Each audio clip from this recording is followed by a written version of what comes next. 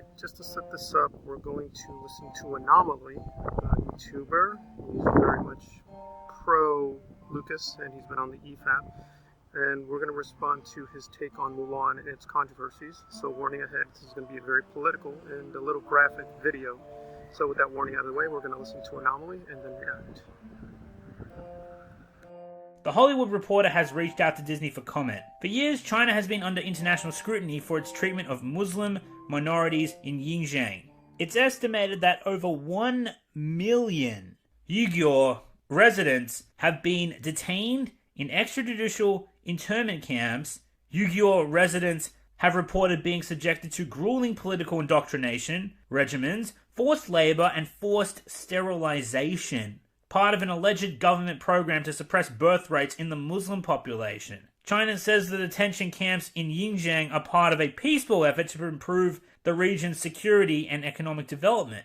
Mulan is reportedly shot in approximately 20 locations in China, including the Mingsha-Shan Desert, which stretches into Xinjiang, and the Tiyak Valley to the east of Turpan. Part of Mulan's production team told Architectural Digest earlier this year that they spent months in Xinjiang, researching locations before filming began. The film's director, New Zealander Nikki Caro, also shared a photo of desert sand dunes in 2017, captioning it Day 5, China Scout, and tagging the location as Asia Urumqi, the capital of Xinjiang. Mulan stars Chinese-American actress, for love of God, guys, I can't pronounce this shit, as a young Chinese woman who disguises herself as a man to spare her elderly father from required military service. The film, which was made for $200 million before marketing, was already the subject of controversy following social media comments made by the actress last summer supporting the Hong Kong police force crackdown on the city's pro-democracy movement. Over the weekend, the backlash to the comments has resumed, with democracy and human rights activists in Hong Kong, Taiwan, and Thailand banding together under a growing hashtag Boycott Mulan campaign. Some of those activists have since taken notice of the growing Xinjiang controversy. Prominent Hong Kong pro-democracy advocate Joshua Wong tweeted, "It just keeps getting worse. Now when you watch hashtag Mulan, not only are you going to turn a blind eye to police brutality and racial injustice due to what the lead actor stands for, you're also potentially complicit in the mass incarceration of Muslim Uyghurs.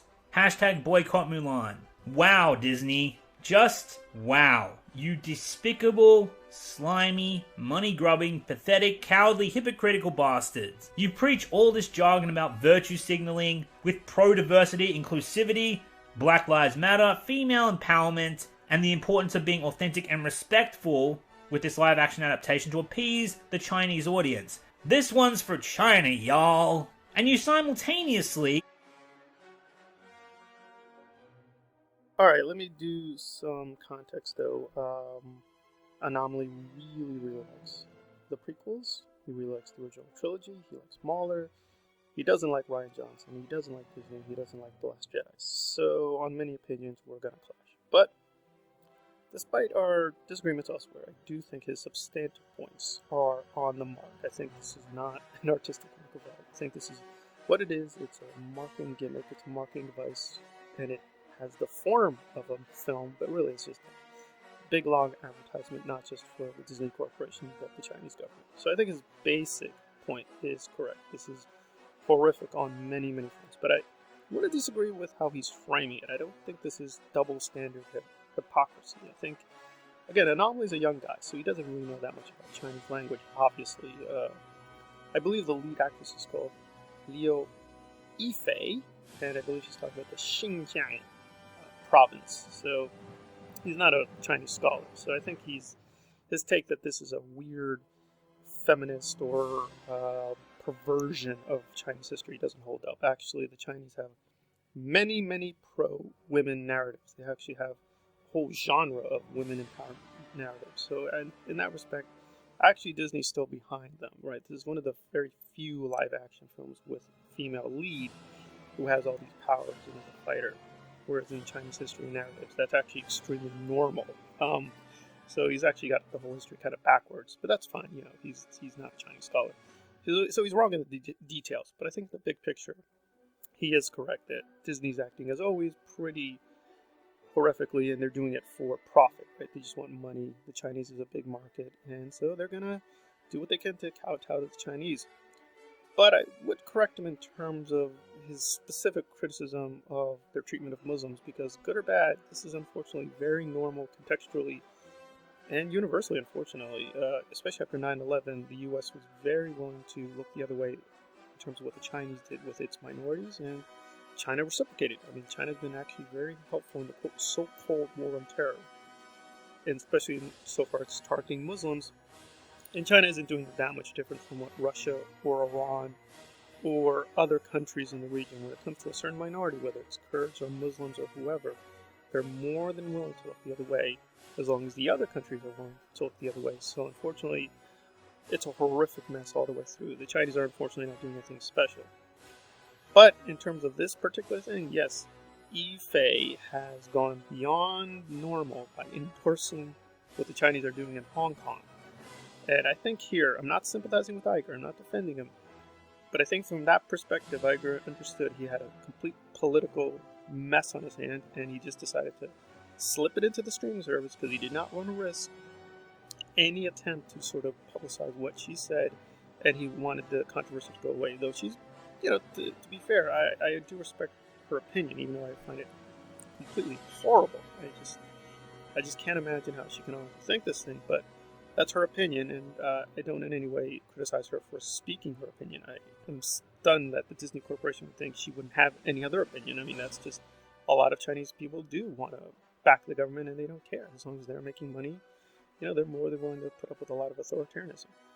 But of course, Disney does not want to promote that when they're promoting basically a kids' film, so they're in a kind of compromised position, but they put themselves in that position. So, in terms of the substantive points, I agree with Anomaly all the way through, but I do think we want to frame this very, very carefully because it's not really a double standard, it's really a single Disney standard of pure cynicism. And again, I'm not even saying that critically. Disney has always been very cynical when dealing with Nazis, fascists, and or communists, or nominal communists, or whoever. They just don't care. If you want to learn more about these specifics of this, especially fascism, I'm doing a series on the Partially Examined Kubrick website, and you're free to go there. I've linked some videos, and I'm trying to be even-handed, even towards, evil corporations like Disney, because Disney does some good stuff here and there, but its record of lately has just been worse and worse and worse, with the rise of Skywalker, this, Artemis Fowl, it's just been a, terrible, terrible last couple of years. They've just gone really, really taking a nosedive in terms of quality and in terms of their decision making. But I don't buy the Mary Sue thing. I think that's really stupid. I don't think that's a sustainable interpretation. And he also points out they also have some pro-Western symbols in the film as well, so they're not even staying true to their own animated version. But I think actually that's probably the one aspect of Mulan that would be interesting. There's actually been a lot of hybrid works between the East and West on both sides. The Chinese have actually borrowed a lot from the West, and a lot of Western artists have borrowed a lot from the Chinese. So there's nothing even illegitimate there, I think. So that actually would be the one interesting place in terms of how they're looking at one another. But more or less, I'm in agreement with his substantive points. So 1/3 disagreement on the politics and history, but 2/3 disagreement. 2/3 agreement on the substantive point. All right, this has been in response to Anomaly's interpretation of this artistically compromised product by the Disney Corporation. That's putting it as generously as we can. All right, Star Wars Analyzed. If you like the content, please hit the like button and/or subscribe. Please hit the like button if you can. Please comment below. Please share the content.